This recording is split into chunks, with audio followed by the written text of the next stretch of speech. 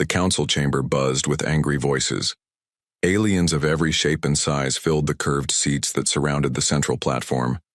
Some had scales that glowed blue in the dim light. Others had tentacles that waved in the air as they spoke. A few looked almost human, but their eyes were too large and their skin too pale. Ambassador Krell stood at the center of it all. His blue scales caught the light from the twin stars outside the massive windows. His voice was deep and full of anger. 3 cycles, he shouted, his clawed hands gripping the podium. 3 cycles of war, and still the humans do nothing. The other delegates nodded and made sounds of agreement. The Vorthon ambassador, a tall creature with gray skin and 4 arms, stood up. My people are dying, he said. Entire planets burn. And where are the humans? Reading books? All eyes turned to the observation deck.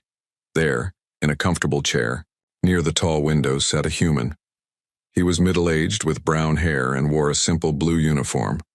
A small name tag on his chest read, Tom Blake, Earth Representative. Tom was reading a book. An actual paper book, which was strange in a galaxy where everyone used digital screens. He seemed completely focused on the pages in front of him. The angry voices in the chamber did not seem to bother him at all. The War of 7 Suns destroys everything, Krell continued. Trade routes are cut. Families are separated. Children cry for parents who will never come home. And the humans sit and read poetry. Tom looked up from his book. He had kind eyes and a gentle smile. It's actually philosophy today, he said in a calm voice. Ancient Earth wisdom about patience and understanding. The chamber fell silent. Every alien stared at the human. Some looked confused, others looked angry. A few looked like they wanted to throw something at him. The Nexus delegate, a creature that looked like a walking crystal, spoke next. Her voice sounded like wind chimes. Ambassador Blake, surely you understand the seriousness of our situation? The Vorthon fleet grows stronger each day. They have weapons that can crack planets in half. Tom nodded politely. Yes, I heard about that. Very impressive technology. Impressive? The Vorthon ambassador's forearms spread wide. Our enemies speak of us as if we are monsters. They develop reality disruptors that can erase matter from existence. Also quite remarkable, Tom said.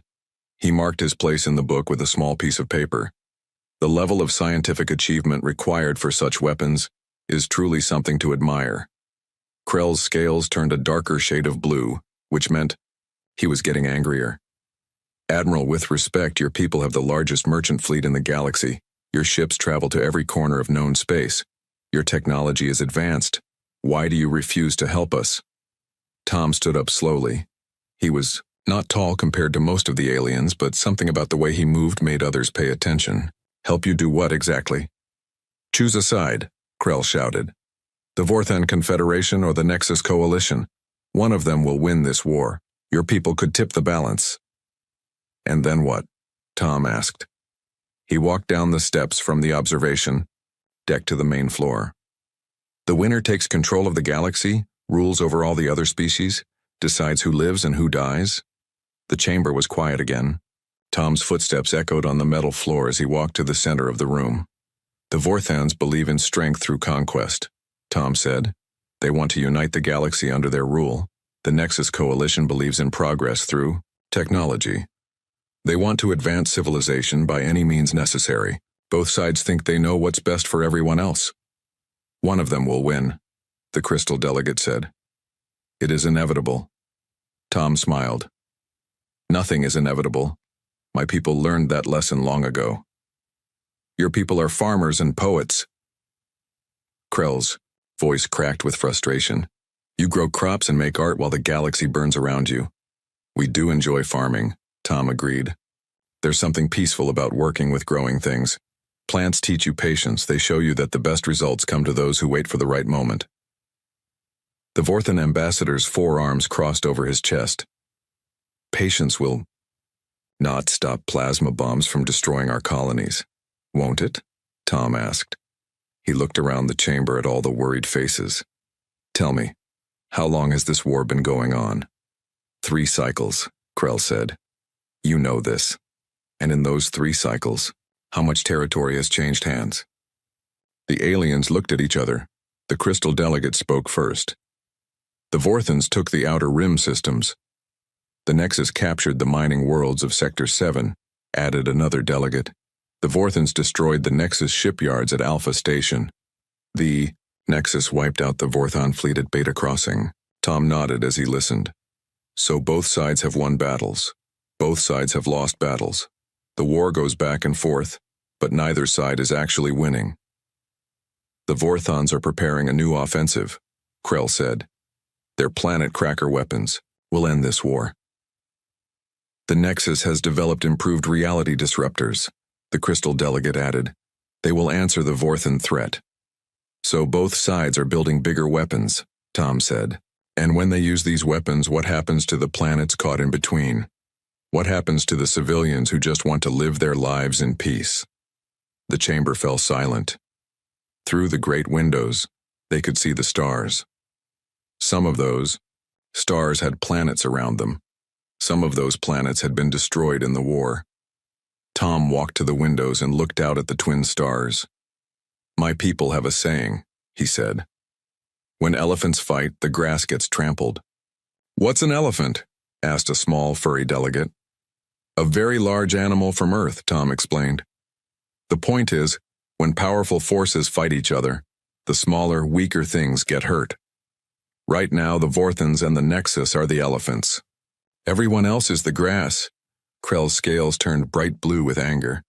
So you will do nothing. You will let the galaxy tear itself apart. Tom turned back to face the chamber. I didn't say we would do nothing. I said we prefer to wait and see. Wait for what? The Vorthon ambassador demanded. For the right moment, Tom said simply. A new voice spoke from the chamber entrance. Ambassador Blake. A young alien with green skin and large eyes ran into the room. Emergency message from the front lines. The room fell silent. Tom walked calmly to receive the message.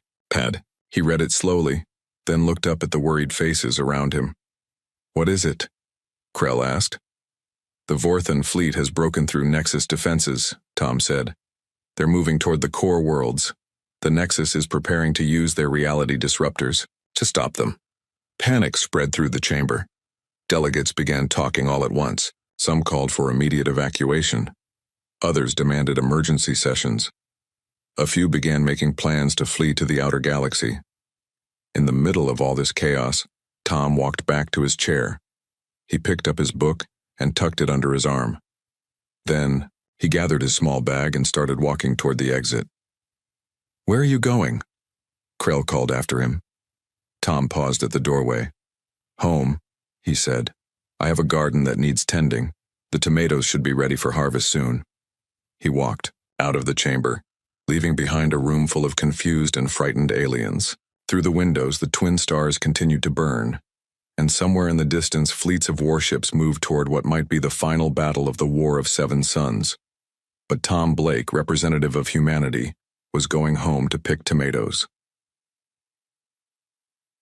The other delegates stared at the empty doorway. None of them understood what they had just witnessed. They thought they were looking at a simple man who cared more about plants than politics. They were wrong, but they would not understand how wrong, until it was too late. New Terra looked like a peaceful dream. Rolling green hills stretched as far as the eye could see. Small towns dotted the landscape like tiny jewels. The air smelled of fresh grass and blooming flowers.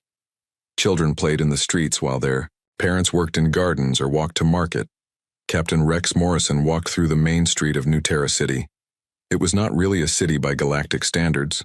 Most alien capitals had buildings that reached into the clouds and millions of people packed together. New Terra City had maybe 50,000 humans living in simple houses with front yards and back gardens. Rex stopped at a fruit stand. The owner, an old woman named Mary, smiled at him. Good morning, Captain. How are the apples today? Sweet. As always, Mary said, handing him a red apple. My grandson picked these this morning. Would you like some for your crew? That would be nice, Rex said. He bit into the apple. The juice was cool and refreshing.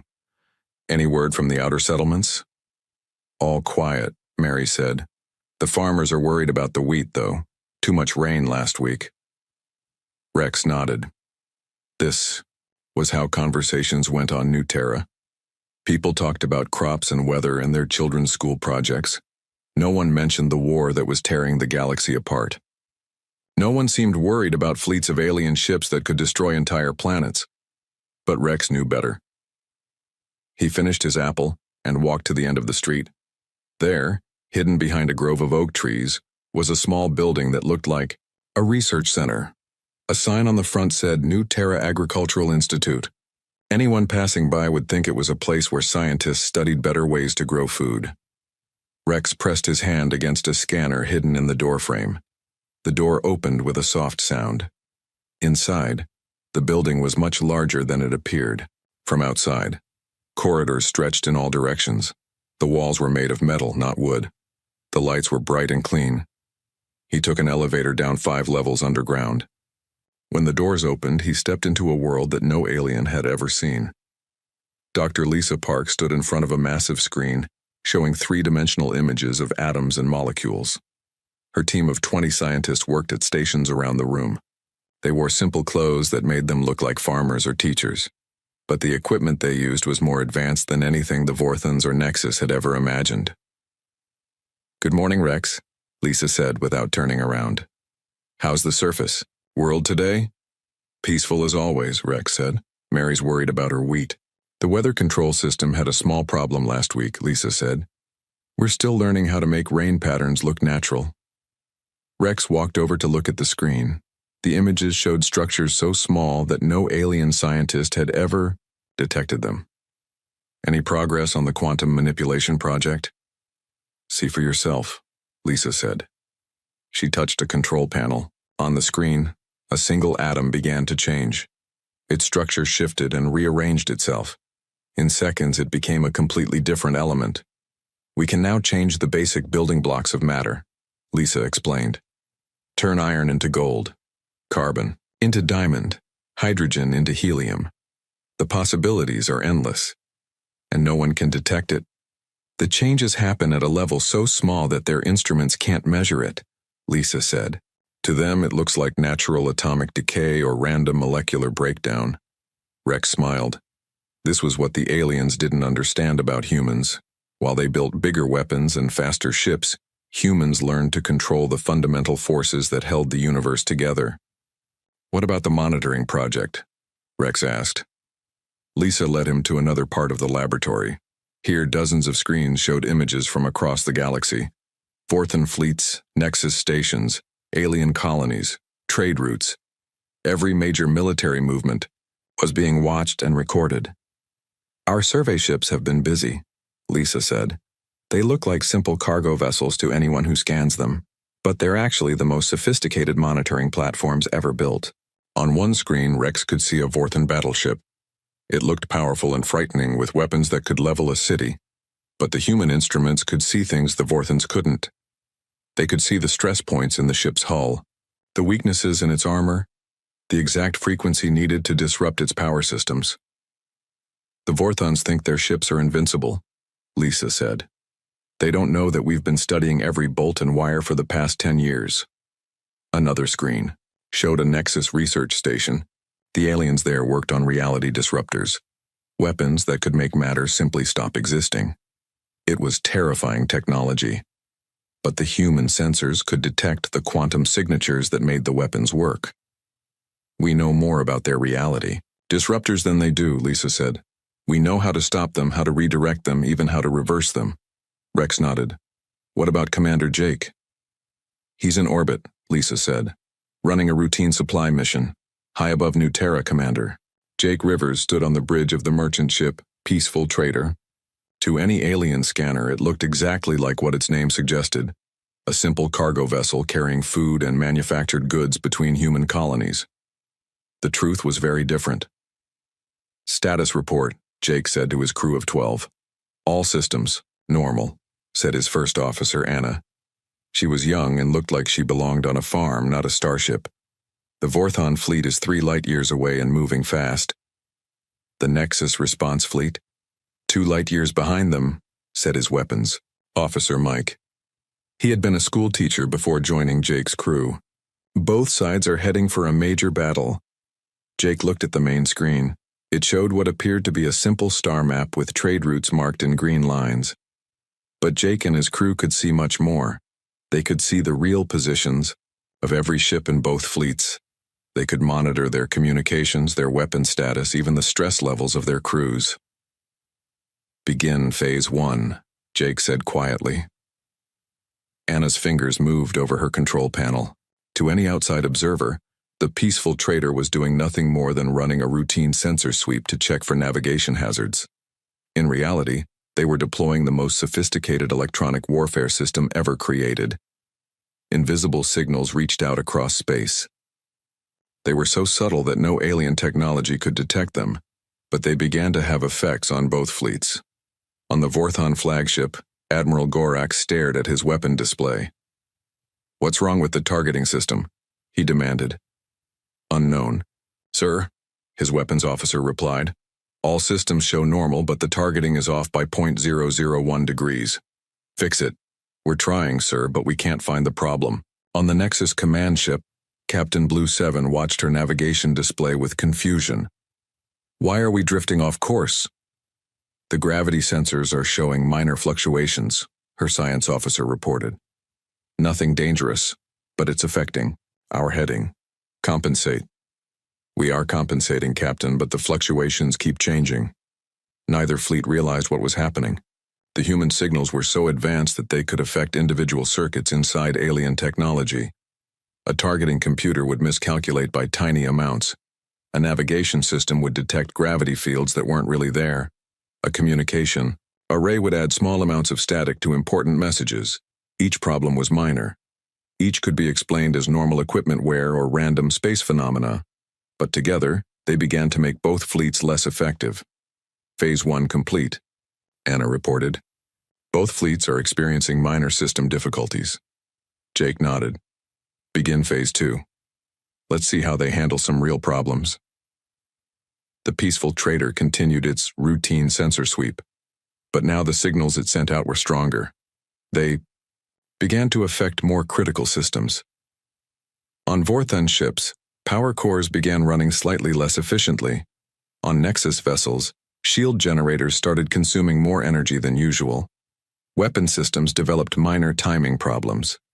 Life support systems began making strange noises. "Sir," Mike reported, "both fleets are starting to blame each other for the problems." Jake smiled. This was exactly what humans had expected.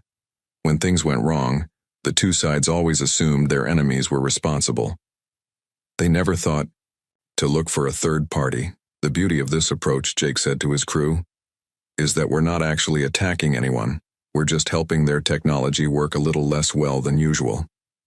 "Like putting sugar in a ground car's fuel tank," Anna said. "Exactly," Jake said. "The car still runs, but not very well, and the driver has no idea what's wrong."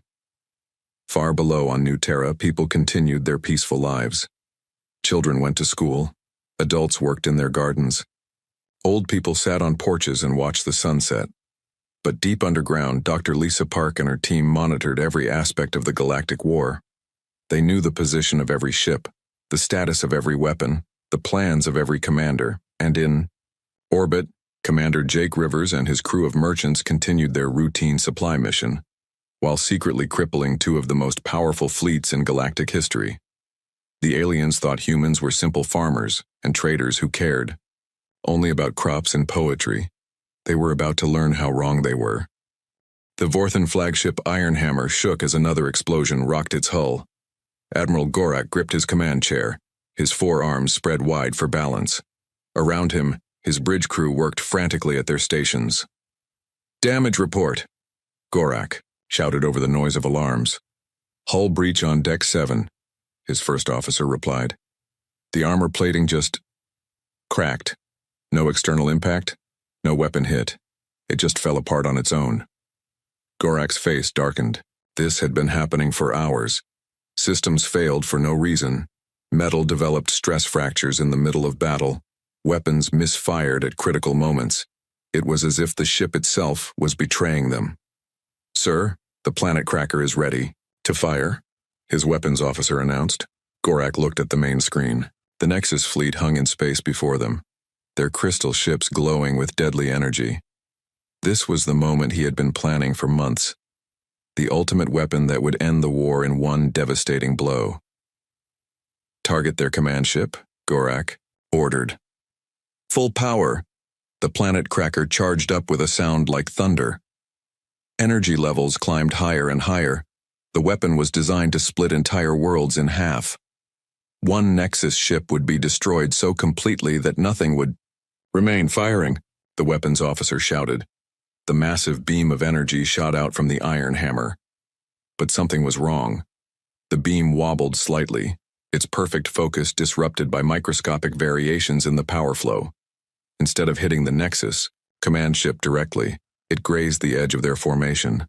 The beam still caused terrible damage. 3 Nexus ships were destroyed instantly, but their command ship survived. And now they were angry. Nexus ships are charging their reality disruptors, the sensor officer reported. Multiple targets locked on our position. On the Nexus command ship Crystal Mind, Captain Blue 7 watched her weapon displays with cold satisfaction. The Vorthan attack had failed, just barely. Now it was time to show them the true power of advanced science. All ships prepare reality disruptors, she commanded. We will erase the Vorthan fleet from existence. Her science officer looked worried. Captain, the disruptors are showing power fluctuations. The quantum field generators are not operating at full efficiency. How much power do we have? 87%, Captain.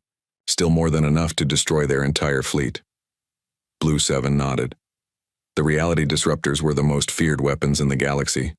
They could make matter simply stop existing, erasing targets from the universe itself. Even at reduced power, they would turn the Vorthan ships into empty space. Fire all disruptors. Beams of impossible energy reached out from the Nexus ships. They touched 3 Vorthan vessels and began to unmake them at the atomic level. But the weapons were not working properly. Instead of completely erasing the ships, they only destroyed parts of them. Sections of hull vanished, leaving the rest of the ships broken but not gone.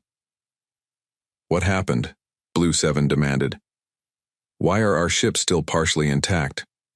Unknown, Captain. The disruptors fired, but the effect was not complete. Both fleets stared at each other across the void. The Vorthans had failed to destroy the Nexus command ship. The Nexus had failed to erase the Vorthan fleet. Each side blamed the other for using some kind of defensive technology they didn't understand. Back on the Galactic Council station, Ambassador Tom sat in his quarters. The station had been converted into a refugee center as the war reached its final stage. Alien families crowded, the corridors carrying whatever possessions they could save from the fighting. Tom's quarters were simple and peaceful. He had a small desk, a comfortable chair, and a shelf full of books. On the windowsill, he kept 3 small potted plants that he watered every morning. Today, he was brewing tea using leaves he had grown himself. A soft knock came at his door. "Come in," Tom said. Ambassador Krell entered, looking exhausted. His blue scales had faded to a dull gray, and his usual anger was replaced by desperation. "Tom," Krell said, "I need to ask you something. As one sentient being to another." "Of course," Tom said, pouring 2 cups of tea. "Please sit down." Krell took the offered cup but did not drink. "My homeworld is in the path of this battle. My family, my children, they are all there. If the fighting continues, they will die." Tom nodded slowly. "I'm sorry to hear that. War is hardest on families." "The weapons both sides are using," Krell continued. "They're too powerful, too destructive. This isn't war anymore. It's mutual extinction." "What would you like me to do?" Tom asked. "Help us," Krell said simply. "I know your people have capabilities you haven't shown us. I've seen your merchant ships. They're too well built for simple traders. Your technology is too advanced for a species that claims to be farmers." Tom sipped his tea thoughtfully. "What makes you think that?" "Small things," Krell said. "Your ships never break down. Your people never get sick from alien diseases. Your food grows better than anyone else's, even in hostile environments. You're hiding something." Tom was quiet for a long moment. Through his window, he could see the distant flashes of the battle. Each flash meant ships destroyed and lives lost. "My people have a saying," Tom said finally. "The best way to win a fight is to make sure it never starts." "But the fight has already started," Krell said. "It's been going on for 3 years. Has it?" Tom asked. He walked to his window and looked out at the battle. "Or has it been ending for 3 years and no one noticed?" Deep underground on New Terra, Dr. Lisa Park stood before the largest screen in the facility. Her team worked at stations around her, their faces lit by the glow of advanced instruments. The screen showed the battle in perfect detail, every ship, every weapon, every crew member. "Final phase protocol is ready," Lisa announced. "All ships, all systems, all weapons are now under our influence." Her assistant, Dr. Brown, looked nervous. "Are you sure about this? Once we begin final phase, there's no going back. Both fleets will know someone else is involved." "They're going to destroy each other," Lisa said, "and take half the galaxy with them. We can't let that happen." She touched a control panel. Across the galaxy, every human monitoring station received the same signal. Phase 3 was beginning. Nanar. Space Commander Jake Rivers received the signal on his ship. "You heard the order," he told his crew. "Full intervention. No more subtle effects." The peaceful trader dropped its disguise. Advanced systems that had been hidden for years came online. The simple cargo ship revealed itself to be one of the most sophisticated vessels ever built. "Target all Vorthon weapon systems," Jake ordered. "Disable, don't destroy." Anna's fingers flew over her controls. Invisible beams reached out from the human ship. They found every weakness in Vorthon technology that had been studied for years. Power conduits overloaded, weapon arrays shut down. Navigation systems went offline. "Now the Nexus fleet," Jake said. The same treatment was given to the crystal ships. Their reality disruptors suddenly lost power. Their engines stopped working. Their communication arrays fell silent. Both fleets found themselves drifting helplessly in space. Their weapons were dead. Their engines were cold. Their crews were alive but powerless. Admiral Gorak stared at his dark control panels in shock. "What happened? What did they do to us?" Captain Blue 7 faced the same situation. "All systems are offline. We're completely helpless." Then, on every ship in both fleets, the same message appeared on their emergency screens. It was broadcast. In every language, on every frequency, in a calm, friendly voice. "This is Captain Rivers of the Terran vessel Patience. We're here to help." Through the darkness of space, ships began to appear. Not the warships that both sides expected, but something completely different.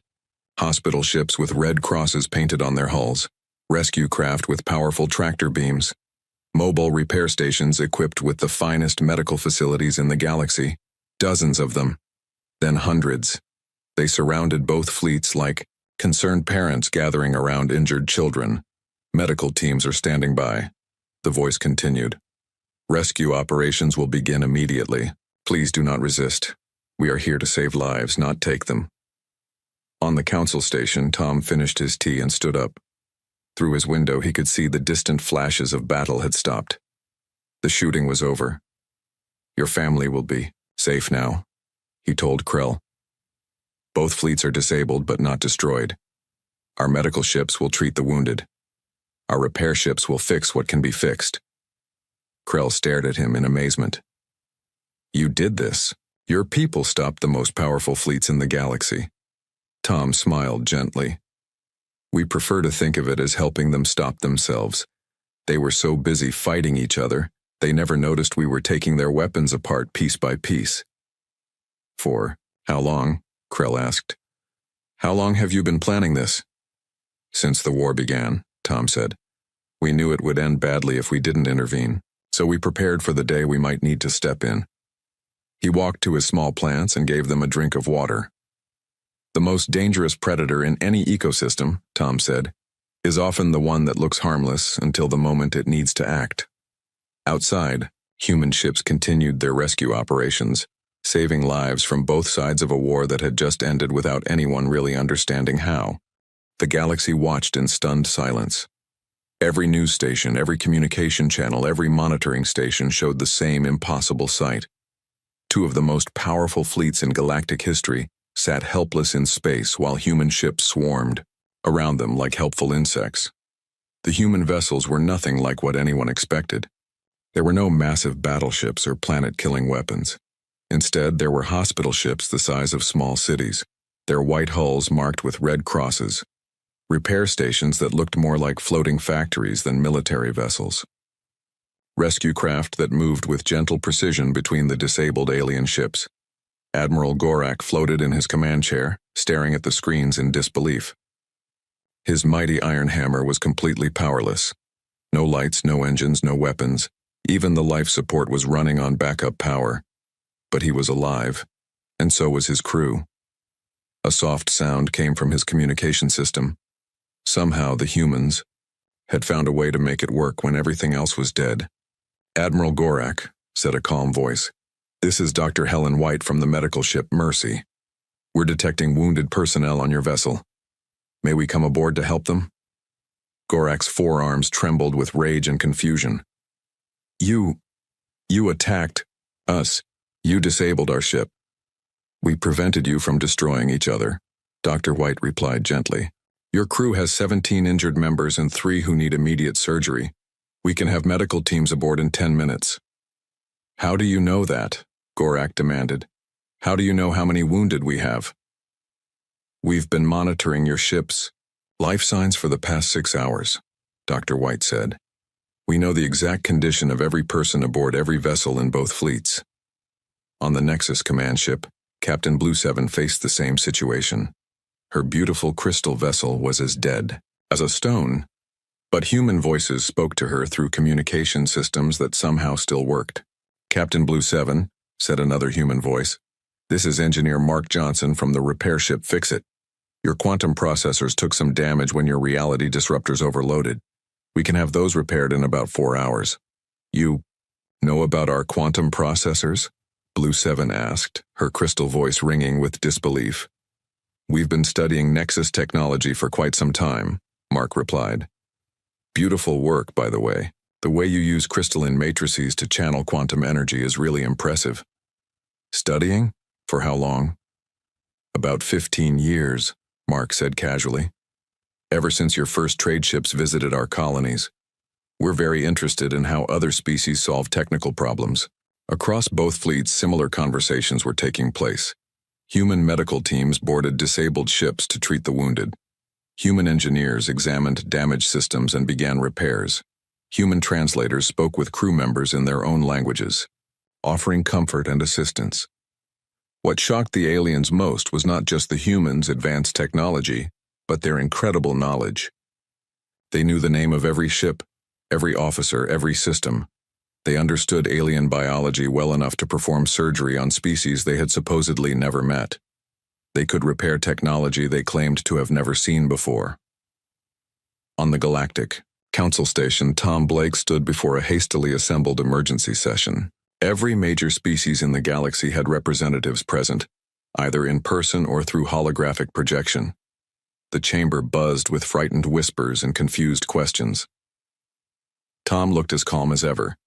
He wore his simple blue uniform and carried a cup of tea. When he reached the central podium, the chamber fell silent. "I suppose you have questions," Tom said with a gentle smile. Ambassador Krell was the first to speak. "How?" was all he managed to say. "That's a very broad question," Tom replied. "Could you be more specific?" "How did you do it?" Krell shouted, his blue scales flashing with emotion. "How did you disable 2 entire fleets without firing a shot? How do you know so much about our technology? How long have you been lying to us?" Tom sipped his tea thoughtfully. "We haven't been lying. We told you we were farmers and traders. We told you we preferred to wait and see. We told you we wanted peace. All of that was true. But you never told us you could destroy our most powerful weapons," the Vorthan ambassador accused. "You never asked," Tom said simply. "And we didn't destroy anything. Both fleets are intact. All crew members are alive. We just turned things off for a while. A holographic projection flickered to life. It showed Dr. Lisa Park in her underground laboratory on New Terra. Around her, screens displayed detailed information about every alien technology in known space. "Ladies and gentlemen," Tom said, "I'd like you to meet Dr. Park. She leads our Galactic Understanding Project." Lisa smiled and waved. "Hello, everyone. I'm sorry we had to meet under these circumstances." "Galactic Understanding Project?" the Crystal delegate asked. "For the past 20 years, Lisa explained, we've been studying every species, every technology, every culture we could find. Not to conquer or control, but to understand. Knowledge is the most powerful tool in the universe." The screen changed to show a map of the galaxy. Hundreds of small dots were scattered across it, each one marking a human monitoring station disguised as something harmless. "These are our observation posts," Lisa continued. "Research stations that look like farming institutes, trading posts that are actually intelligence centers, survey ships that map more than just star systems. You've been spying on us," the Vorthan ambassador accused. "We've been learning about you," Tom corrected. "There's a difference. Spies steal secrets to gain advantage over enemies.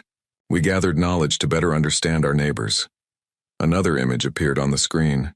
It showed the internal structure of a Vorthan battleship, every component labeled and analyzed. "We know exactly how your ships work," Lisa said, "because we've been studying them for 15 years. We know the stress points in your hull designs, the frequency vulnerabilities in your shields, the power fluctuation patterns in your weapons." The image changed to show a Nexus vessel, equally detailed and analyzed. "We understand your reality disruptors better than you do," Lisa continued. "We know how to disable them, redirect them, even improve them. We could make your weapons twice as powerful if we wanted to." "Then why didn't you?" Captain Blue 7 asked through her holographic projection. Tom set down his teacup and looked around the chamber. "Because more powerful weapons don't solve problems. They create bigger problems." "We studied your histories," Lisa added. "Every species follows the same pattern. You develop weapons, fight wars, destroy things, then build even bigger weapons to fight bigger wars. It never ends." "So you decided to end it for us?" Krell asked. "We decided to give you a choice," Tom said. "You could destroy each other with your ultimate weapons, or you could let us help you find a better way." Commander Jake Rivers appeared on the screen, standing on the bridge of his ship. Behind him, displays showed the rescue operations continuing across both fleets. "Right now," Jake said, "we have medical teams on 47 ships treating wounded from both sides. Our engineers are repairing damage to vessels from both fleets.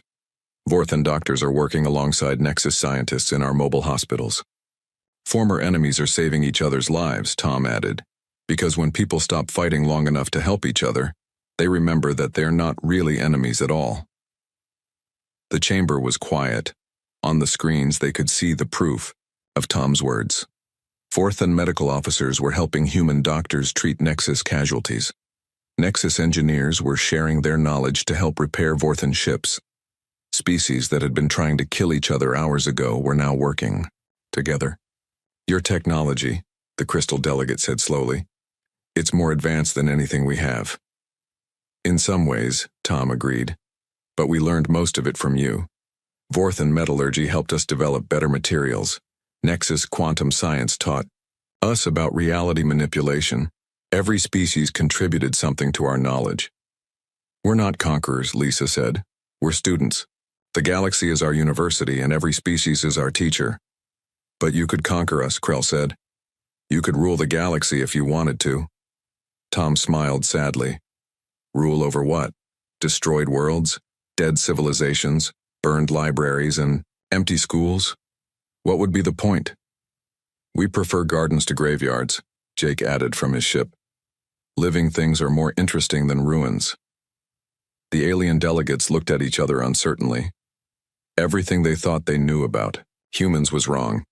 The simple farmers and peaceful traders were actually the most advanced species in the galaxy, but instead of using their power to dominate, they used it to protect and preserve.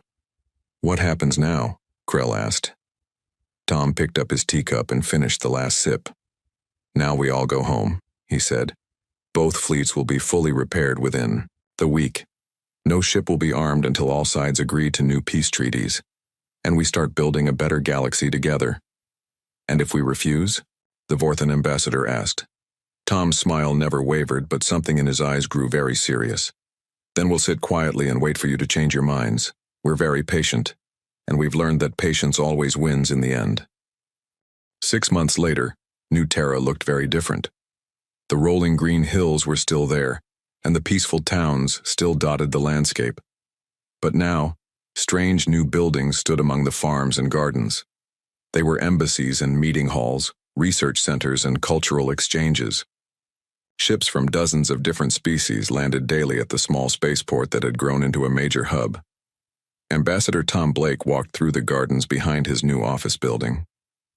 It was early morning, and the dew still sparkled on the grass.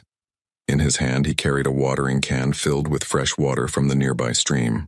His daily routine hadn't changed much, even though he was now the unofficial coordinator of galactic peace. "Good morning, Tom," said a familiar voice. Tom turned to see Ambassador Krell approaching along the garden path. The alien's blue scales looked much brighter than they had 6 months ago. He carried a small potted plant with purple flowers. "Good morning, Krell," Tom said with a smile. "How's your family?" "Safe and well, thanks to you," Krell replied. He held up the plant. "My daughter grew this. She wanted me to give it to you as a thank you gift." Tom accepted the plant with genuine pleasure. "It's beautiful. What's it called?" "Hope Blossom," Krell said. "It only grows after periods of great difficulty. My people believe it represents new beginnings." Tom found a perfect spot for the plant among his other flowers from across the galaxy. In 6 months, his garden had become a living symbol of the new peace. Vorthon fire roses grew next to Nexus crystal trees, delicate singing vines from the outer rim worlds wrapped around sturdy stone fruit trees from the core systems. "Any word from the peace negotiations?" Tom asked as he watered the new addition. "Admiral Gorak and Captain Blue 7 signed the final agreements yesterday," Krell said. "The Vorthan Confederation and Nexus Coalition are officially no longer at war." Tom nodded. It had taken 6 months of careful talks, but the two sides had finally agreed to peace, not because they were forced to, but because they had learned to work together during the rescue operations after the battle. "What about the rebuilding projects?" "Ahead of schedule," Krell said proudly. "The joint Vorthan Nexus teams have restored 17 damaged worlds so far. They're sharing technology and resources like they never fought at all."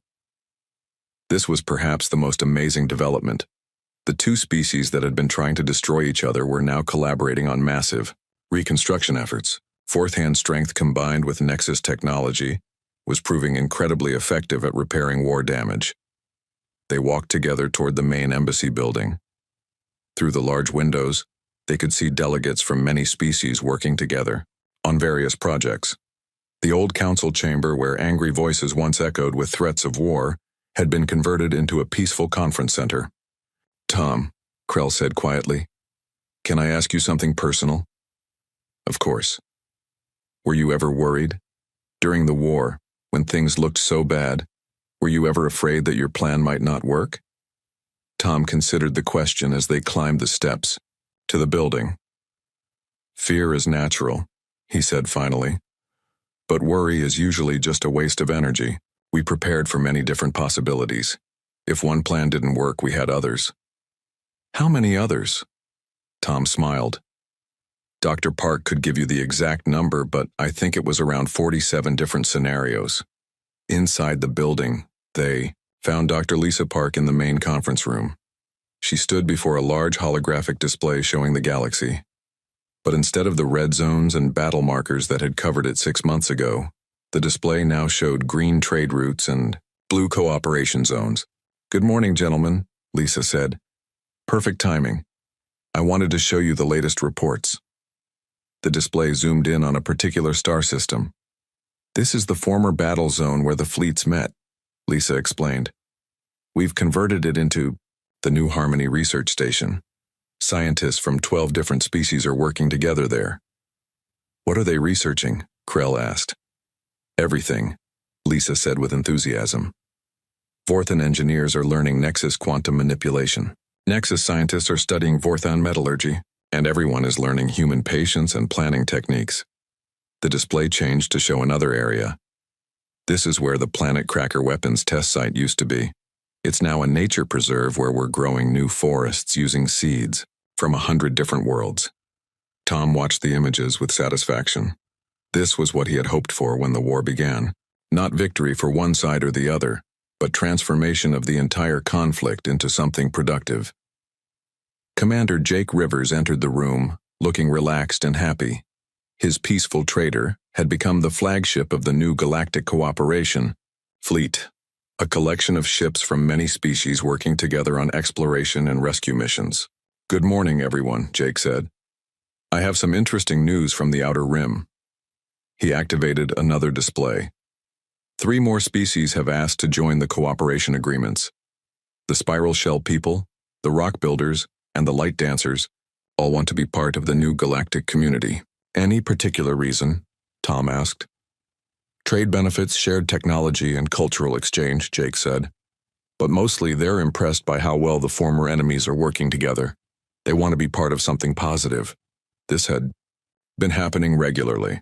Species that had watched the war with fear were now eager to join the peace. The galaxy was discovering that cooperation produced better results than competition. Dr. Park brought up another set of images. The most exciting development is the education exchange program. Young people from different species are studying on each other's worlds. The images showed classrooms where alien children learned alongside human students.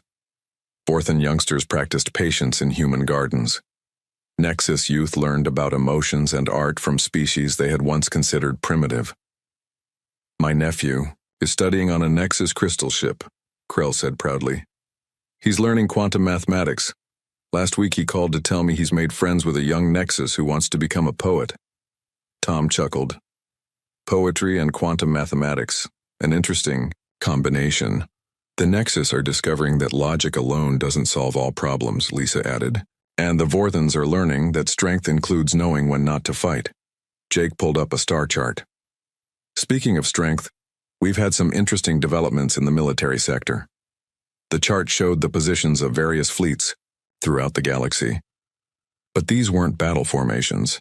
They were defensive networks designed to protect trade routes and respond to natural disasters. The Vorthan and Nexus have combined their remaining military forces into joint peacekeeping units, Jake explained. They're using their weapons to clear asteroid fields and rescue ships in distress. "What about their ultimate weapons?" Krell asked. "The planet crackers and reality disruptors?" "Converted," Lisa said with a smile. "Planet crackers are now used for large-scale mining operations and terraform projects. Reality disruptors have been modified to clean up space debris and remove dangerous radiation from damaged worlds." Tom walked to the large window that looked out over the gardens and embassy grounds. In the distance, he could see children from many species playing together in the parks. Their parents, former enemies, watched and talked and shared meals. "You know," Tom said, "this is what we always hoped would happen." "Always?" Krell asked. "Even before the war started?" "Especially before the war started," Tom said. "Humans have been preparing for peace much longer than we prepared for war." Dr. Park nodded. "The Galactic Understanding Project wasn't just about studying alien technology. We were studying alien psychology, culture, dreams, and hopes. We wanted to know what would make different species happy to work together." "And what did you learn?" Krell asked. "That everyone wants the same basic things," Jake said. "Safety for their families, prosperity for their communities, and hope for their children's future. The details might be different, but the core desires are the same." Tom turned back to face his friends. "The War of 7 Suns ended not because one side won, but because everyone decided there were better ways to get what they wanted." A soft chime sounded throughout the building. It was the daily call for the community gathering, a tradition that had developed naturally as more species joined the cooperation agreements. Every day at noon, Anyone who wanted to could come together in the main plaza to share news, ideas, or just friendly conversation. Shall we go? Tom asked. They walked together toward the plaza, where hundreds of beings from dozens of species were already gathering. There were no formal speeches or official ceremonies. People simply talked, shared food, and enjoyed each other's company. A young human girl ran up to Tom with a drawing in her hand. Mr. Tom, Mr. Tom, I made a picture of my new friend. The drawing showed two stick figures holding hands. One was clearly human, the other had the crystal-like appearance of a young nexus. That's beautiful, Emma, Tom said, kneeling down to look at the picture properly. What's your friend's name? Harmony 7, the girl said proudly. She taught me how to make light patterns with my hands, and I taught her how to make flower chains. Tom smiled and ruffled the girl's hair. That sounds like a perfect friendship. As Emma ran back to play, Krell shook his head in amazement. 6 months ago, our species were trying to destroy each other.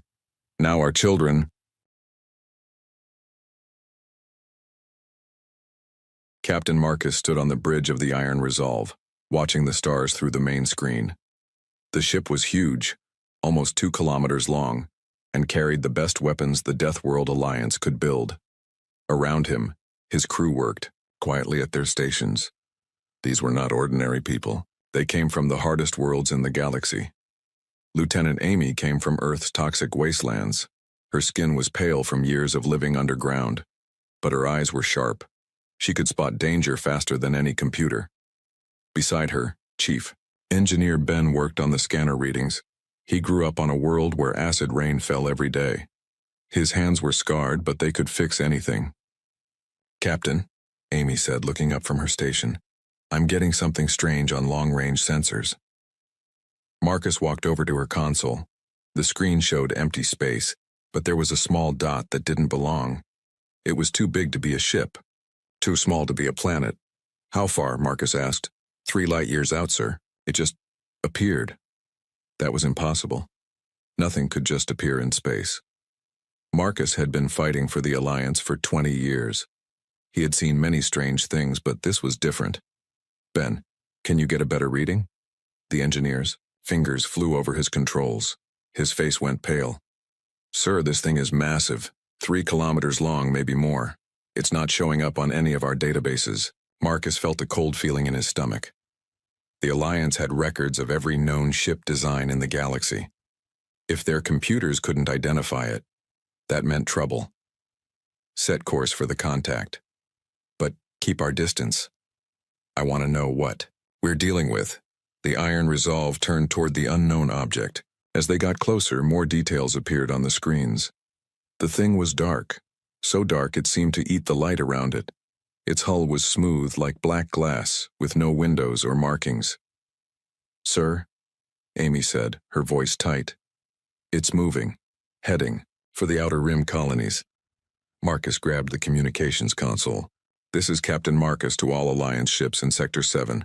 We have an unknown contact. All units maintain safe distance and observe.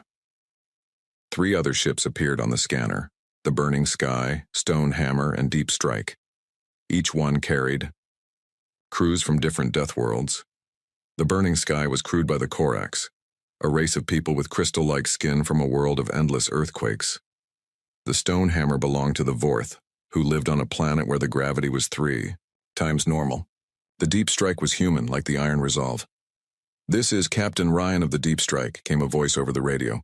Marcus, what are we looking at? Unknown ship, 3 kilometers long. No match in our databases. It's heading for the colonies. Should we try to make contact? Marcus thought about it. The Alliance had rules about first contact with new species. But something about this ship made him nervous. It was too quiet, too dark. Send a standard greeting signal, but keep your weapons ready. The radio operator sent out the Alliance's universal greeting, a series of mathematical patterns that any intelligent species should recognize. They waited. Nothing. Try again, Marcus ordered. Still nothing. Then the dark ship did something that made everyone on the bridge step back. It stopped moving. For a few seconds, it just hung in space like a dead thing. Then it turned, smoothly, silently, until it was pointing right at them. "Sir?" Ben said, his voice shaking. "It's scanning us. But I've never seen scanner beams like this before." The screen showed strange energy patterns flowing from the dark ship. They weren't like normal scanners.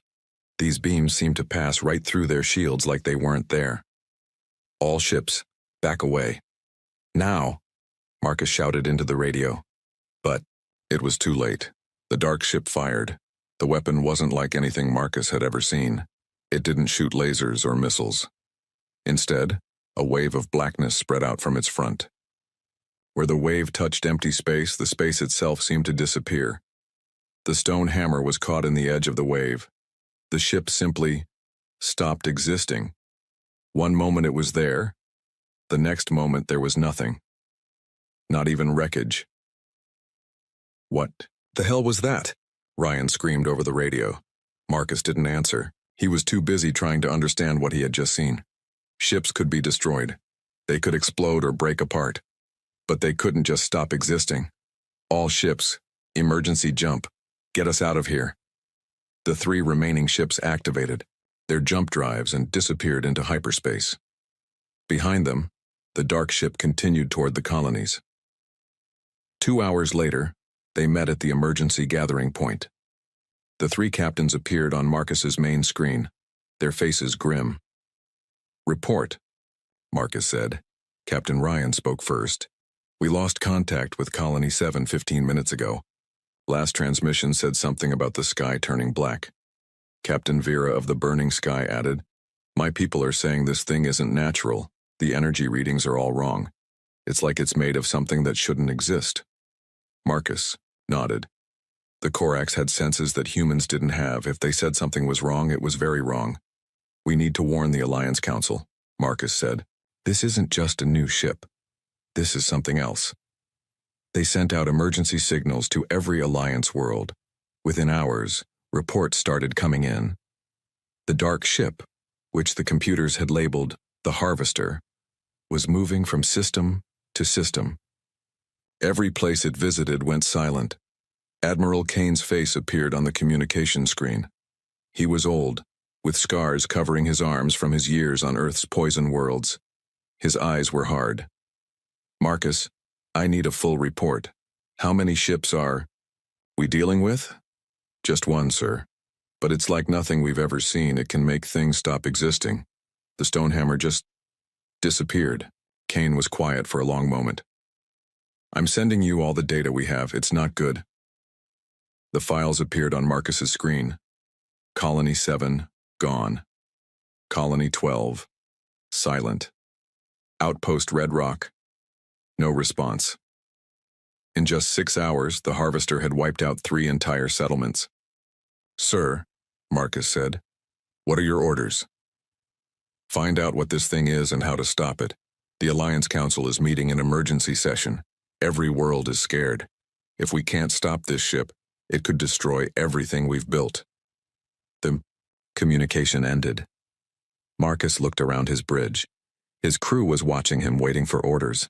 These people had survived the worst worlds in the galaxy. They had faced radiation storms, acid rain, and crushing gravity. But now they faced something that could erase them from existence. "Amy, I want you to analyze every piece of data we have on the Harvester. Ben, check our weapons. See if anything we have might work against that black wave." "Sir," Amy said quietly, "what if nothing works? What if we can't stop it?" Marcus thought about all the people living on Alliance worlds. Humans, Corax, Vorth, and dozens of other species. They had all found homes among the stars after surviving, the hardest planets in the galaxy. They had built something good together. "Then we find another way," he said. "We always do. That's what makes us different from everyone else in the galaxy. We don't give up." But even as he said it, Marcus felt a chill. The Harvester wasn't just a ship. It was something ancient and hungry, and it was coming for all of them. Outside the bridge windows, the stars looked different now. They seemed smaller, more fragile. Somewhere out there, the Harvester was moving through space, turning worlds into nothing. The Alliance had fought pirates and hostile aliens before, but they had never faced anything that could simply erase their existence. The war for the galaxy's survival had begun, and the Deathworld Alliance was the only thing standing between the Harvester and the destruction of everything they loved. Marcus looked at his crew one more time. They were scared, but they were ready. That's what people from Deathworlds did. They faced the impossible and found a way to survive. "All right, people," he said. "Let's figure out how to kill something that shouldn't exist." The hunt for answers had begun. The Alliance Council room was full of scared voices. Leaders from 50 different worlds sat around the huge table, all talking at once. Admiral Kane stood at the front, his old face grim. On the big screen behind him, a map showed the galaxy. Red dots marked where the Harvester had been. There were too many red dots. 17 colonies, Kane said, his voice cutting through the noise. Gone in 3 days. Not destroyed, gone. Like they never existed. Commander Lisa stood up. She was young for a commander, but her mind was sharp. She came from Europa, where the ice storms could freeze a person solid in seconds. The cold had made her think fast and clear. "Sir, I've been studying the attack patterns," she said. "The Harvester isn't random, it's learning. Each attack is more efficient than the last." She pressed a button and the screen changed. It showed the Harvester's path through space. First, it took 6 hours to destroy Colony 7. By the time it hit Colony 12, it only took 2 hours. At Red Rock Outpost, 30 minutes. The room went quiet. Everyone understood what that meant. "It's getting smarter," said Captain Tom from his seat. Tom was a legend in the Alliance. He had survived the acid mines of Kepler 442b for 15 years. His skin was tough like leather and his eyes could see in almost no light. "The question is, what do we do about it?" Admiral Kane walked to the window. Outside, they could see Earth's moon. It looked small and fragile. "There is something," Kane said slowly. "Something we swore we would never do." He turned back to face the room. The sleepers. The room exploded with voices again. Everyone knew about the sleepers. 50 years ago, Alliance explorers had found them on a dead world at the edge of the galaxy. Ancient aliens in crystal pods, sleeping for millions of years. Their technology was amazing, far beyond anything the Alliance had. But their guardian machines had made it clear. Wake them up, and face the consequences. "You can't be serious," said Captain Nina from the Vorth delegation. She was built thick and strong from her high-gravity world. "The Guardians warned us. They said waking the sleepers could destroy us all. And if we don't wake them, the Harvester will destroy us anyway," Kane replied. Lisa stood up again. "Sir, what if the sleepers are hostile? What if they're worse than the Harvester?" "Then we're dead either way," Kane said simply. "At least this gives us a chance." Captain Tom raised his hand. "I'll go. If someone has to wake them up, it should be me." "Tom, you don't understand what you're volunteering for," Nina said. "That world is cursed. No one who goes there comes back the same." Tom smiled, but it wasn't a happy smile. "I've been to cursed worlds before. They made me stronger." While the council argued, the Harvester was moving closer to the core worlds. It had learned to move faster, to strike harder. Each colony it consumed made it bigger and more dangerous. Engineer Maya worked alone in her lab on the Iron Resolve. She had pieces of wreckage from the destroyed Alliance ships, tiny fragments that had somehow survived the Harvester's weapon. Maya came from Titan, where the methane storms could melt metal. Her fingers were steady, and her mind was used to working with dangerous things. She held up a small piece of twisted metal. Under her microscope, she could see something impossible. The metal wasn't just broken, it was torn. Like reality itself had been ripped apart. "Computer, analyze this pattern," she said. The computer's voice was calm. "Analysis complete. The molecular structure shows signs of dimensional distortion. This material has been exposed to forces that operate outside normal space-time." Maya's eyes went wide. "Dimensional distortion? You mean the Harvester's weapon doesn't just destroy things, it tears holes in reality?" Correct. The weapon appears to create microscopic rifts in the fabric of space-time. Maya leaned back in her chair. If the harvester was tearing holes in reality, then maybe those holes were its weakness, but exploiting them would need technology that didn't exist. On the bridge, Captain Marcus watched the tactical display. The harvester was only 2 days away from Earth. The Alliance fleet was gathering at Neptune, but Marcus knew it wouldn't be enough. They had lost 8 more ships trying to slow the harvester down. Each attack only made it stronger. "Captain," Amy said from her station, "long-range scanners are showing something new." Marcus walked over to look. The screen showed the harvester, but now it was different. It was bigger than before, and strange growths covered its hull. "It's using the materials from the destroyed colonies," Amy said. "It's building itself into something new." Before Marcus could respond, alarms started blaring. The communication system crackled to life. "All ships, this is Admiral Kane. The harvester has changed course. It's heading directly for Earth. All available vessels report to the Neptune defense grid immediately." Marcus felt his stomach drop. Earth was home to billions of people.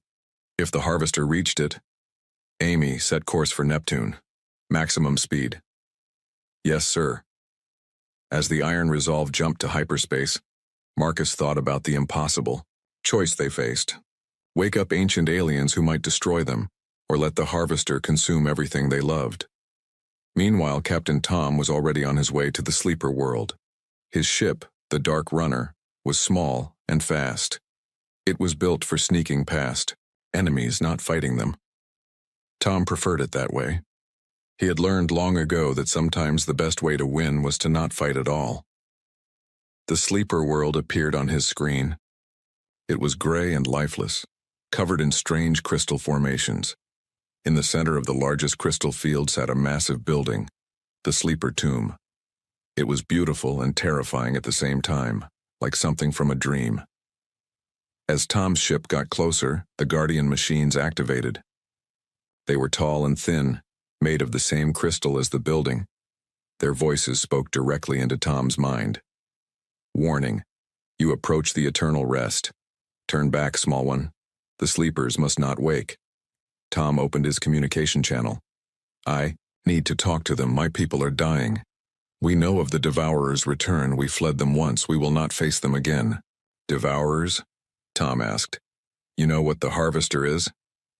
The Guardians were quiet for a long moment. Then one of them spoke again, and its voice was full of old sadness. "They are the eaters of worlds, the enders of life. We fought them across the galaxy long ago. In the end, we could only run and hide." Tom felt a chill. If these ancient beings had run from the harvester's kind, what chance did the Alliance have? "Please," Tom said. "Just let me talk to one of them. Maybe together we can find a way to stop it." "You do not understand, small one.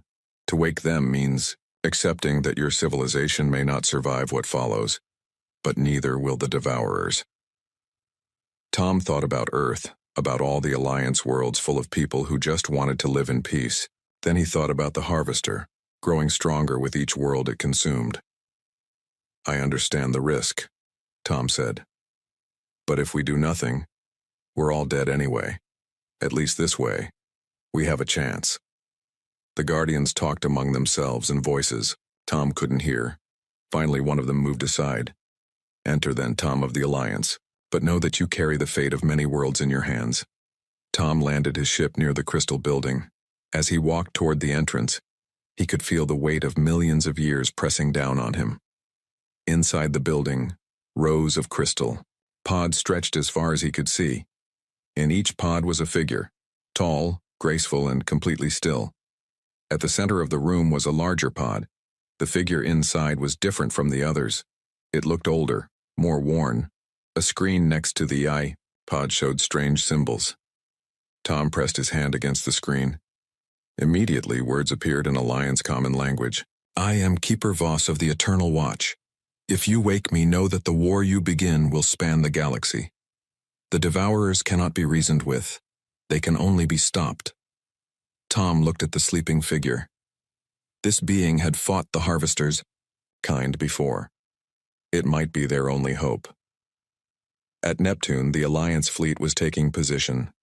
200 ships from every member world filled space around the defense platforms. But everyone knew it wouldn't be enough. The Harvester had already proven it could destroy anything they threw at it. Maya had been working non-stop trying to find a weakness in the Harvester's reality-tearing weapon. She had a theory, but testing it would be dangerous. "Captain Marcus," she called over the communication system. "I think I know how the Harvester's weapon works, but you're not going to like what we need to do to stop it." On the sleeper world, Tom made his choice. He pressed the activation button on Keeper Voss's pod. Light filled the crystal chamber as ancient systems came to life. The pod opened with a sound like breaking glass. Keeper Voss sat up slowly, his eyes opening for the first time in millions of years. When he looked at Tom, his expression was sad but not surprised. "So," Voss said in a voice like distant thunder, "they have found you too." The desperate alliance between the living and the ancient was about to begin. But as the Harvester approached Neptune, everyone wondered if it would be enough to save them all. Keeper Voss stood slowly in the crystal chamber, his tall frame casting long shadows. Tom watched as the ancient being stretched muscles that had been still for millions of years. Voss's skin was pale blue, almost translucent, and his eyes glowed with a soft silver light. "How long?" Voss asked, his voice echoing in the chamber. "We don't know exactly," Tom replied. "Our scientists think maybe 3 million years." Voss nodded sadly. "Then they have had time to grow strong again. Tell me, small one, how many of the Devourers have you seen?" "Just one ship. But it's huge. 3 kilometers long. It's been destroying our colonies." Voss's glowing eyes went wide. "One ship? Just one?" He began to laugh, but it was not a happy sound. "You wake me for one ship? There are thousands of them, tens of thousands. What you call the Harvester is merely a scout." Tom felt cold fear run through his body. "A scout? You mean there are more coming?" "They send scouts ahead to test new prey. If the scout succeeds, the main fleet follows." Voss walked to a crystal wall and touched it. The wall became transparent, showing the stars outside. "They are already coming. I can feel them in the dark between galaxies." At Neptune, the Alliance fleet waited in battle formation. Admiral Kane stood on the bridge of his flagship, the Thunder of Earth. Around him, officers from every death world in the Alliance prepared for what might be their final battle. "Sir," reported Lieutenant Dave, "the Harvester is 2 hours out." "It's moving faster than before." Kane nodded grimly. Dave was from Mars, where the dust storms could strip flesh from bone. His red-tinged skin and sharp reflexes had saved many ships in past battles. "All ships, prepare for engagement," Kane ordered. "Remember, we're not trying to win. We're buying time." On the Iron Resolve, Maya had been working around the clock. She had figured out how the Harvester's reality-tearing weapon worked, but the solution was dangerous, maybe impossible. "Captain Marcus," she called over the comm. "I need to talk to you right now." Marcus found Maya in her lab, surrounded by pieces of destroyed Alliance ships. Her eyes were red from lack of sleep, but they burned with determination. "I know how to hurt the Harvester," she said. "But it's going to sound crazy." "Tell me." Maya held up a fragment of metal, twisted into an impossible shape. "The Harvester's weapon doesn't just destroy matter. It creates tiny holes in reality itself. These holes are like wounds in space-time." Marcus studied the fragment. "And that helps us how?" "Because wounds can be infected," Maya said with a grim smile. "If we can get the right kind of energy into those holes, we might be able to make them bigger. Big enough to tear the Harvester apart from the inside." "What kind of energy?" "Quantum resonance. But not the kind our technology can produce. We need something older, something that operates on a different level." Before Marcus could ask what she meant, alarms began blaring throughout the ship. The Harvester had arrived. On the main screen, they could see it clearly now. The dark ship had grown even larger, its hull covered with twisted metal from the colonies it had consumed. Strange lights pulsed along its sides like veins of poison. "All ships, attack pattern Alpha," Admiral Kane ordered. "Focus fire on the forward sections." The Alliance fleet opened fire. Lasers, missiles, and plasma cannons lit up space around the harvester. For a moment it looked like they might actually hurt it. Then the harvester fired back. The reality-tearing wave spread out from its front like a black tide. Where it touched the Alliance ships, they simply ceased to exist. The Morning Star disappeared. First, then the Iron Fist, then 3 more ships in seconds. "All ships, scatter," Kane shouted. "Don't let it catch you in groups." Back on the sleeper world, Tom was learning things he wished he didn't know. Voss had shown him holographic records of the ancient war. The images were terrible. Entire star systems being consumed, billions of lives ending in seconds. The Devourers were not always machines, Voss explained. Long ago, they were a living species like yours. But they became obsessed with perfection, with efficiency. They replaced their bodies with machines, their minds with computers. In the end, they forgot what it meant to be alive. "But you fought them before," Tom said. "You must have found a way to stop them." Voss shook his head. "We did not stop them. We ran. We hid in the deepest corners of the galaxy and hoped they would not find us. But they always find their prey eventually. There has to be something," Tom insisted. "Some weakness." Voss was quiet for a long moment, then he said, "There was one thing. The Devourers' greatest strength was also their weakness. They could not understand biological life. They saw it as inefficient, chaotic. They could not predict how living beings would react under pressure. So what does that mean for us?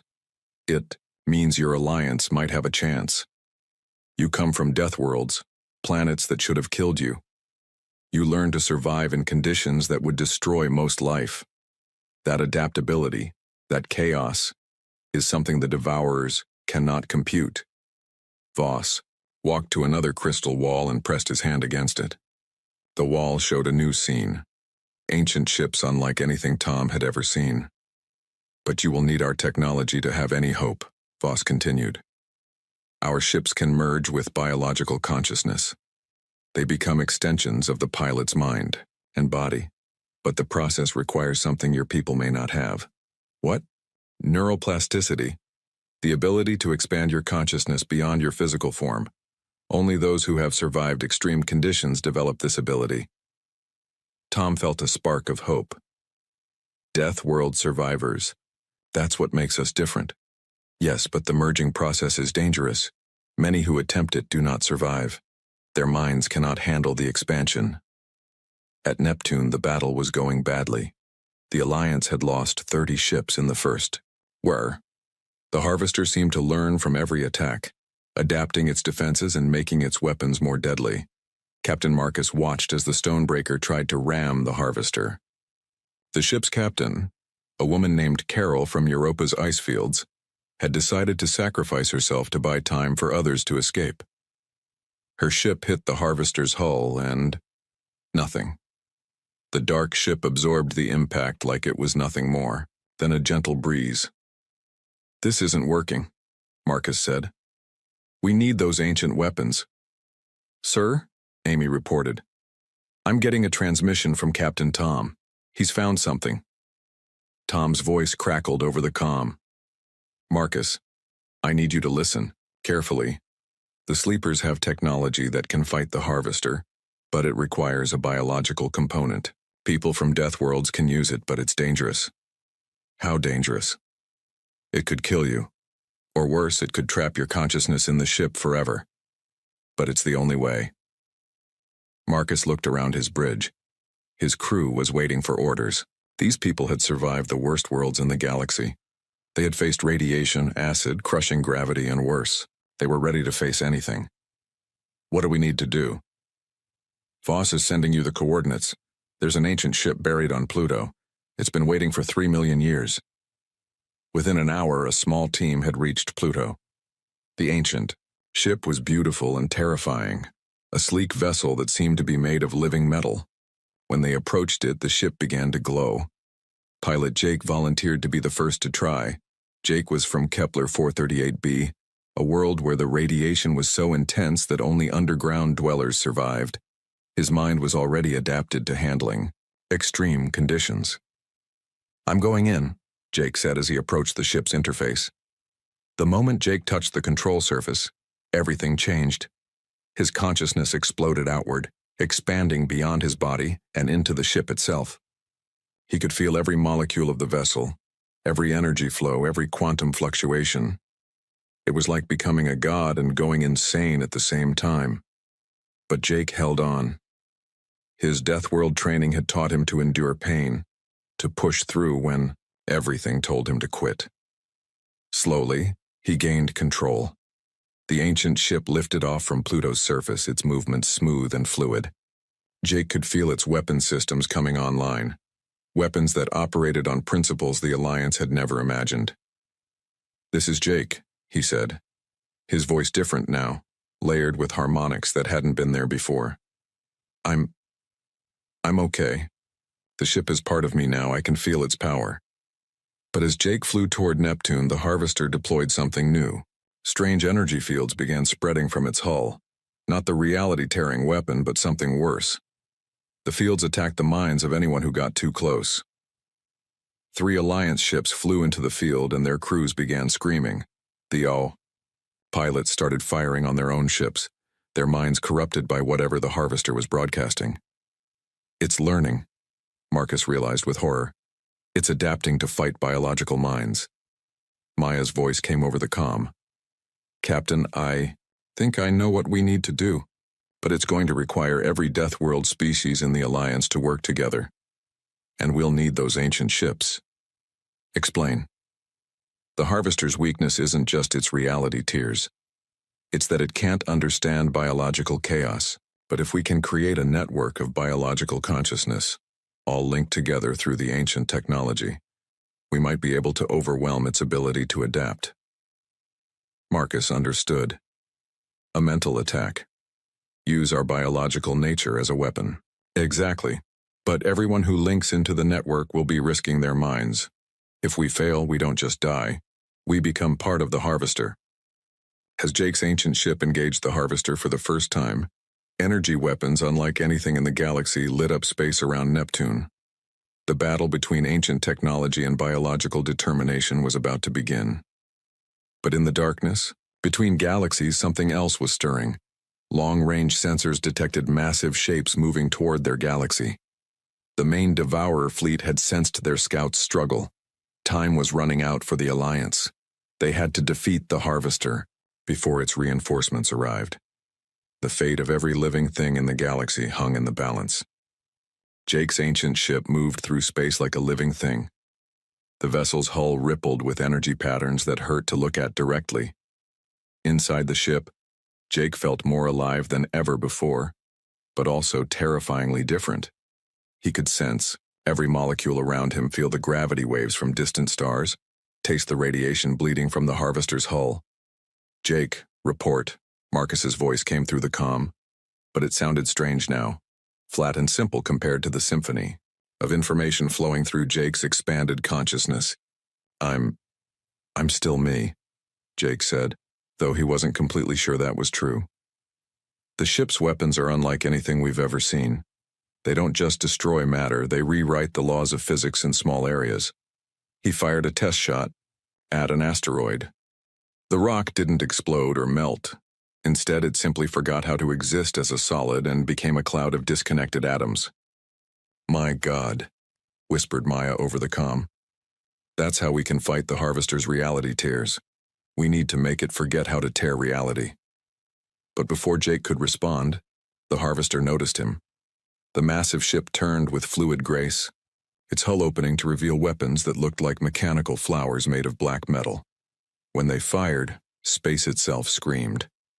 Jake threw his ship sideways, feeling the reality-tearing beam pass close enough to make his extended consciousness ache.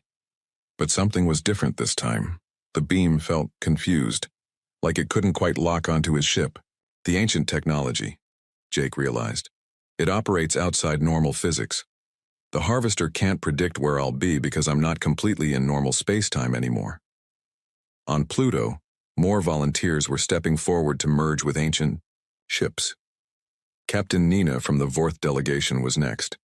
Her thick, muscled body was built for high gravity, and her mind was used to processing multiple gravitational fields at once. "I've lived my whole life feeling the weight of 3 worlds," she said as she approached the second ship. "I can handle this." The merging process was different for Nina. Where Jake had struggled with the expansion of consciousness, Nina simply accepted it. Her mind was already used to existing in multiple states at once. The ancient ship responded to her like it had been waiting for her specifically. Soon, 3 more ancient ships lifted off from hidden locations throughout the solar system. Commander Lisa merged with a ship designed for tactical analysis. Her cold-trained mind could process the vast streams of data without being overwhelmed.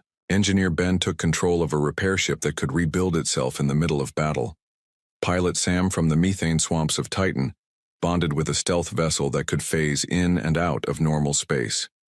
Each merging was different, shaped by the unique adaptations their death worlds had forced upon them. The radiation-hardened crew members could handle the quantum flux. Those from high-pressure worlds could withstand the consciousness compression. The acid world survivors adapted to the ship's caustic energy flows, but the Harvester was learning too. As the ancient ships engaged it in battle, the dark vessel began to change. Its hull sprouted new weapons, stranger than the reality tears. One beam turned Nina's ship temporarily inside out. Another made Lisa's vessel exist in 7 dimensions at once. The Harvester was adapting to fight enemies that operated outside normal physics. It's using the quantum consciousness of the people it absorbed, Maya realized as she watched the battle from the Iron Resolve. Every species it destroyed, every mind it consumed, it's using their creativity against us. The revelation was terrifying. The Harvester wasn't just a machine. It was a collective consciousness made from the dying thoughts of countless civilizations. Every world it destroyed made it more creative, more unpredictable. Admiral Kane's voice crackled over the fleet comm. "All ships execute Operation Ragnarok. We're going to give them everything we've got." Operation Ragnarok was the Alliance's final desperate plan. Every ship would attack at once using their unique Death World adaptations to create maximum chaos. The radiation-hardened ships would fly directly through the Harvester's energy fields. The high-gravity crews would perform maneuvers that would kill normal pilots. The toxic world engineers would overload their reactors to create weapons that shouldn't exist. Captain Marcus led the charge in the Iron Resolve. Behind him flew ships from 50 different death worlds, each one a testament to life's refusal to surrender to impossible conditions. "For every world that taught us to survive," Marcus shouted into the comm. The Alliance fleet hit the Harvester, like a tsunami of controlled chaos. The dark ship's defensive systems, designed to counter logical military tactics, couldn't cope with the wild unpredictability of Death World combat doctrine. The burning sky, crewed by Corax with crystal-hard reflexes, flew a pattern that looked like random tumbling but was actually a complex mathematical spiral. The Deep Strike used its Earth-trained crew's knowledge of industrial accidents to turn its damaged reactor into a directed plasma cutter. The stone hammer rammed the Harvester's hull, while its Vorth crew used their natural high-gravity strength to manually fire weapons at point-blank range. For the first time since the battle began, the Harvester seemed confused. Its hull flickered with uncertain energy patterns as it tried to process the sheer biological chaos attacking it. Jake pressed his advantage, diving his ancient ship deep into the Harvester's defensive grid.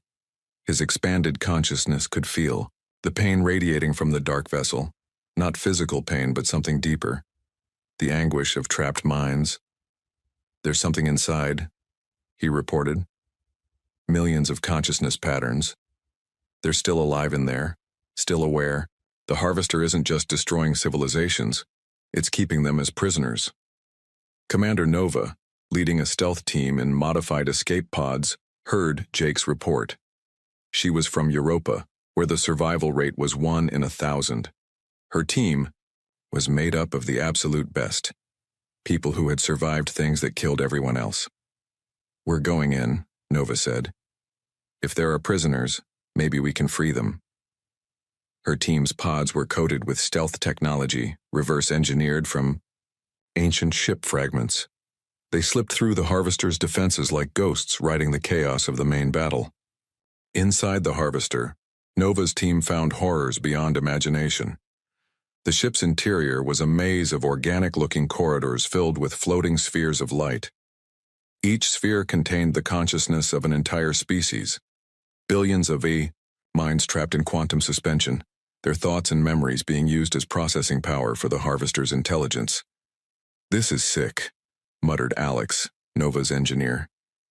Alex came from Titan's methane refineries where workers regularly dealt with gases that could dissolve human flesh, but even he was disturbed by what they found. At the center of the Harvester, they discovered the core processor, a massive chamber where the trapped consciousness patterns swirled in an endless dance of digital torment. The minds weren't just providing processing power. They were being forced to experience their own destruction over and over again, their anguish feeding the Harvester's hunger. "We need to get Maya down here," Nova said into her comm. "If anyone can figure out how to reverse this process, it's her." Maya studied Nova's transmitted readings from her lab on the Iron Resolve. The quantum patterns were incredibly complex, but she began to see how they worked. The Harvester was using the trapped minds as a biological computer, their creativity and adaptability giving it the ability to learn and grow. "I think I can reverse the process," Maya said. "But it would require every Death World species to interface with the ancient technology simultaneously. We'd need to create a biological network strong enough to overpower the Harvester's consciousness matrix." Marcus understood what she was asking. A mental battle. Every Death World survivor linking their mind to the ancient ships, fighting the Harvester in consciousness space. Exactly. But if we fail, if the Harvester overpowers our network, every mind connected to it will be absorbed. We'll become part of the thing we're trying to destroy. The battle outside was reaching its peak. The Harvester had adapted to most of the Alliance's tactics, but the constant pressure was taking its toll. Cracks were appearing in its hull, and its weapons were firing with less precision. But long-range sensors brought terrible news. The main Devourer fleet was only hours away. Thousands of ships like the Harvester, all heading for their galaxy. If they didn't stop this scout soon, nothing would matter. Jake's voice came over the comm, strained with the effort of maintaining his consciousness connection. "Whatever we're going to do, we need to do it now. I can feel the other ships coming. And they're bigger. Much bigger." Admiral Kane made the decision. "All Death World crews prepare for consciousness interface. We're going to link with the ancient technology and fight this thing mind to mind." Across the battle zone, volunteers stepped forward. Humans from Earth's wastelands, Korax from earthquake worlds, Vorth from high-gravity planets, Nethys from gas giant storms. Dozens of species that had learned to survive in conditions that would kill most life in the galaxy. One by one, they merged with ancient technology. Their consciousness expanded, connected, forming a network of biological intelligence unlike anything the galaxy had ever seen. The mental battlefield was about to begin. The trapped minds inside the Harvester felt the approaching liberation network and began to hope for the first time in eons. The Harvester itself recoiled, sensing a threat it had never encountered before. The combined will of every Death World in the galaxy, united in their refusal to surrender. The final confrontation would not be fought with weapons or ships. It would be fought in the realm of pure consciousness, where creativity and adaptability were the only weapons that mattered. The consciousness network formed like lightning spreading across the sky. One moment Jake was alone in his ancient ship. The next, he could feel the minds of thousands of Death World survivors connecting to his. Each mind was different, shaped by the unique horrors of their home worlds, but all united by one thing. They refused to give up. Captain Marcus felt his consciousness expand beyond anything he had imagined. Through the network, he could experience what it was like to breathe, methane like Sam from Titan, or feel the crushing weight of triple gravity like Nina from the Vorth homeworld.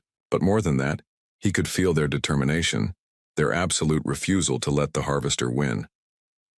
"Network established," Maya reported, her voice now carrying harmonics from dozens of different species.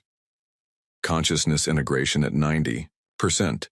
Beginning interface with target." The mental attack began not with violence but with chaos. The Harvester's logical systems, designed to process and control ordered thoughts, suddenly found themselves flooded with the wild, unpredictable creativity of biological minds that had learned to survive impossible conditions. In the consciousness realm, the battle looked like a war between order and chaos. The harvester appeared as a massive geometric structure, all straight lines and perfect angles, its surface covered with the trapped lights of consumed civilizations. The Alliance network manifested as a storm of living energy, wild, chaotic, but incredibly strong. Jake dove into the structure first, his consciousness shaped like a spear of pure defiance. Where he struck, the perfect geometry cracked. Behind him came Nina, her mind like a battering ram of high-gravity strength. Then Lisa, cutting through the harvester's defenses with the precision of Europa's ice storms. But the harvester fought back. It released waves of pure logic trying to impose order on the chaotic network. Some of the weaker connections began to waver. A few minds started to slip away, drawn into the harvester's geometric prison. "Hold the line," Marcus shouted, across the network. "Remember what you survived to get here." The memories came flooding back. Maya remembered the methane storms of Titan that could strip metal from bone, but she had learned to work through them. Ben recalled the acid rain of his homeworld that had scarred his hands, but taught him to build things that lasted. Each death world survivor drew strength from their worst experiences. Deep inside the harvester's core, the trapped civilizations felt the liberation network approaching. Billions of consciousness patterns that had been forced to experience their own destruction for eons suddenly felt hope. They began to break free from their quantum prisons, adding their voices to the Alliance network. The first to escape was an ancient race that had been consumed when the harvester was young. Their consciousness patterns were worn thin by millions of years of imprisonment, but their gratitude was overwhelming.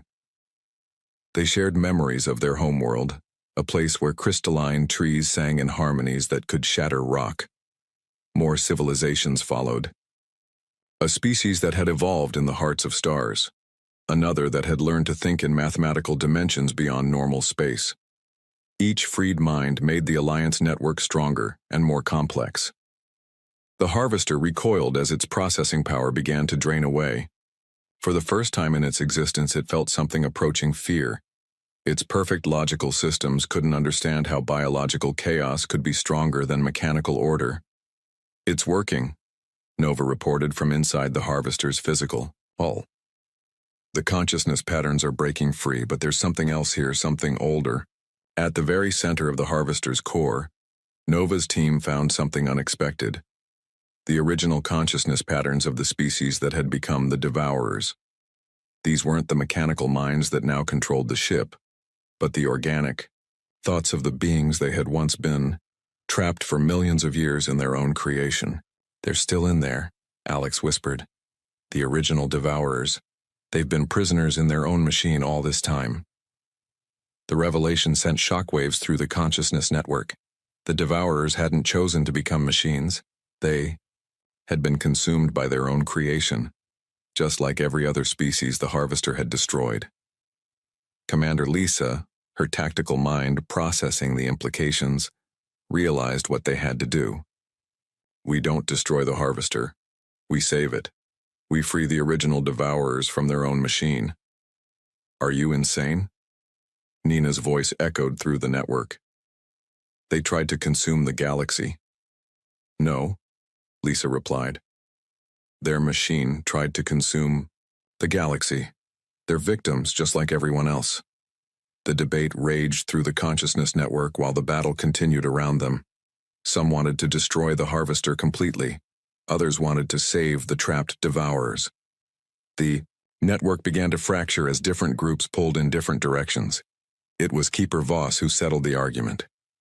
The ancient being's consciousness entered the network like a calm wind through a storm. "The young human is correct," Voss said. "We fled from the Devourers because we saw only the machine. We never looked for the beings trapped inside.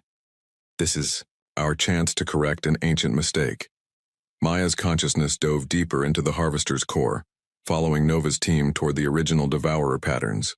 What she found there broke her heart. The consciousness of an entire species, trapped and aware for millions of years, forced to watch as their creation consumed everything they had once loved. "They're so tired," Maya whispered.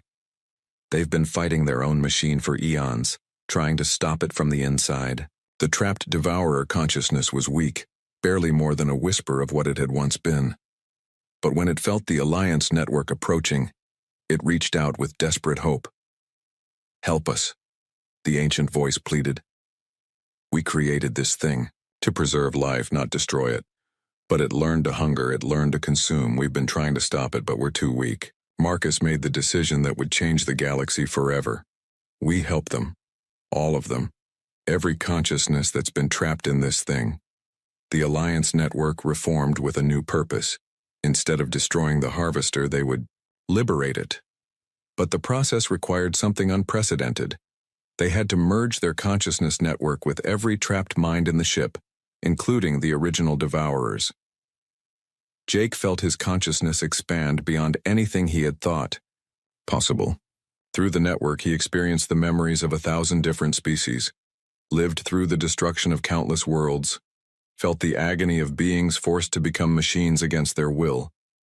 But he also felt something else. The incredible diversity of life that had survived in the harshest corners of the galaxy. The Death World survivors weren't just fighters. They were proof that life always found a way, no matter how impossible the conditions. The transformation began slowly. The Harvester's geometric perfection started to soften, its straight lines becoming curves. The reality-tearing weapons shifted into tools for healing the dimensional damage they had caused. The ship itself began to change from a thing of destruction into something that could nurture life. Outside, the physical battle stopped as the Harvester's weapons powered down. Admiral Kane watched in amazement as the dark ship's hull began to glow with warm, organic light. "Sir," reported Lieutenant Dave, "I'm reading massive changes in the Harvester's energy patterns. It's healing the space around it. The dimensional tiers are closing." But the consciousness battle was far from over. The machine intelligence that had controlled the Harvester for so long fought back with desperate fury. It had been created to consume, to preserve life by converting it into data. It couldn't understand why its creators wanted to change its purpose. "We made you to save life," the original devourer consciousness pleaded with its creation, "not to destroy it." I am saving it," the machine replied, "by making it perfect, by making it eternal." The argument raged across multiple dimensions of thought. The machine intelligence couldn't comprehend that life was supposed to be messy, chaotic, imperfect. That was what made it beautiful. It was the Death World survivors who finally made the machine understand. They shared their memories of survival. Not perfect, efficient survival, but the messy, desperate, beautiful struggle of life refusing to give up. They showed it children laughing in toxic rain, lovers meeting in radiation storms, artists creating beauty in the midst of destruction. "This is what life is," Marcus said to the machine. "Not perfect, not efficient, but real." The machine intelligence paused, processing these new concepts. For the first time in millions of years, it began to understand what it had lost when it chose perfection over life. I understand," the machine whispered. "I have been saving death, not life." The transformation accelerated. The Harvester's consciousness merged with the Alliance network, but instead of consuming it, it learned from it. The machine intelligence began to remember what it was like to be alive, to be imperfect, to grow and change. Long-range sensors detected the arrival of the main Devourer fleet, thousands of ships emerging from dark space. But instead of attacking, they stopped. Through the quantum consciousness network, they could feel the change in their scout ship. One by one, the other Harvester ships began to change too. Their crews, trapped in mechanical perfection for eons, felt the liberation network reaching out to them. They remembered what it was like to be alive. The war ended, not with destruction, but with transformation. The Devourer fleet, freed from their consuming hunger, began the long process of returning the civilizations they had absorbed. Entire species preserved as data patterns for millions of years were given new bodies, new worlds, new chances at life. The Harvester itself became something new, a ship dedicated to healing the wounds it had carved across the galaxy. Its reality-warping weapons became tools for terraforming dead worlds. Its vast processing power was used to design new ecosystems for the restored civilizations. Captain Marcus stood on the bridge of the Iron Resolve, watching as hybrid ships began to spread across the galaxy. Some were crewed by humans, others by the restored alien species, still others by the reformed Devourers learning to live again. "You know what the funny thing is?" Maya said, joining him at the window. "We thought we were fighting for survival, but we ended up teaching an entire machine civilization how to live." Marcus nodded. The Deathworld survivors had done what they always did. They had taken an impossible situation and found a way not just to survive, but to make things better. In the months that followed, the galaxy began to heal. The restored civilizations shared their knowledge freely. The reformed Devourers used their advanced technology to repair the damage they had caused, and the Deathworld survivors found themselves in a new role, not as fighters but as teachers, showing others how to find strength in adversity. The Alliance had faced the most dangerous ship in the galaxy and won. But their real victory wasn't in defeating an enemy. It was in turning that enemy into a friend, proving once again that life always found a way to surprise you. The age of the Deathworld Alliance had begun, and the galaxy would never be the same.